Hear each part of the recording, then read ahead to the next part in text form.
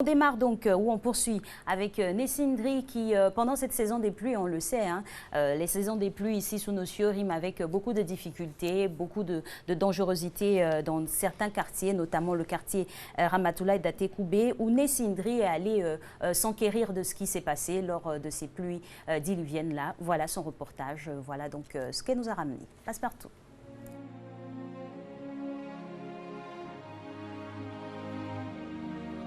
Bonjour à tous, bonjour très chers téléspectateurs.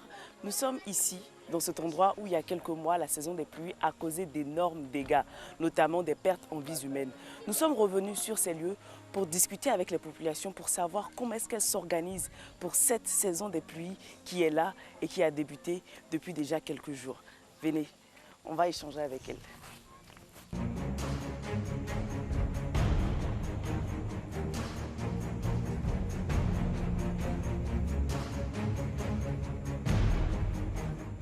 Très chers téléspectateurs, vous ne verrez pas son visage parce qu'il a demandé l'anonymat. Monsieur X, vous êtes du quartier. Il y a quelques mois, il y a eu une calamité ici. Une famille entière a été décimée par la pluie. Aujourd'hui, vous êtes là. C'est encore la saison des pluies. Est-ce que vous vous organisez? Bon, de façon collective, il n'y a pas d'organisation. Chacun prend ses dispositions de façon personnelle, comme on peut le dire. Chaque propriétaire de maison prend ses dispositions et renforce comme il peut renforcer, de telle sorte que pour pouvoir créer des déviations et puis de la canalisation au niveau de l'eau. Est-ce que toutes ces dispositions-là vous rassurent? Parce que si la pluie vient intensement, est-ce que vous serez en sécurité? Mais, vous savez, si des gens acceptent de vivre dans une certaine condition, c'est par rapport à certains moyens. S'il est dedans, ce n'est pas parce qu'il pense que c'est bon, mais il fait foi en quelque chose que rien ne va lui arriver. Donc vous êtes là, vous n'avez pas d'autre choix. Voilà. Vous avez été déguerpi? Non, jamais. Jamais. Et quand, après cette calamité-là, les autorités sont venues ici, qu'est-ce qu'elles vous ont dit? Des promesses. C'était quoi les promesses? Vous construire d'autres maisons, vous faire partir? Nous allons envoyer, comment on appelle, des listes. Nous allons organiser, nous allons voir ceux qui veulent y partir de ces quartiers. Nous allons leur donner les moyens de pouvoir partir. Et puis nous allons nous organiser au niveau de la canalisation. Puisque c'est à défaut de canalisation que l'eau déborde et ça crée certains trucs. Voilà. Au niveau de la canalisation. Ici, par exemple, s'il y a une canalisation pour venir ici pour continuer pour aller jusqu'au bas, je pense que les mesures à prendre, c'est de faire des assainissements. En fait.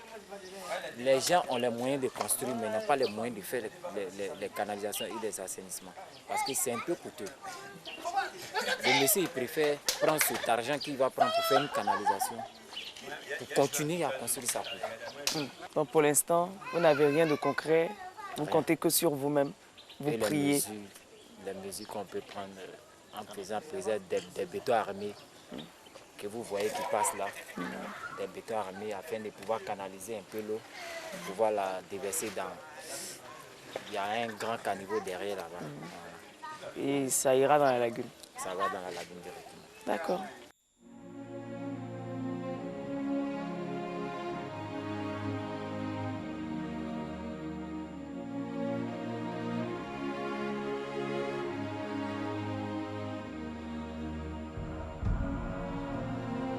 Alors nous sommes avec une autre habitante du quartier.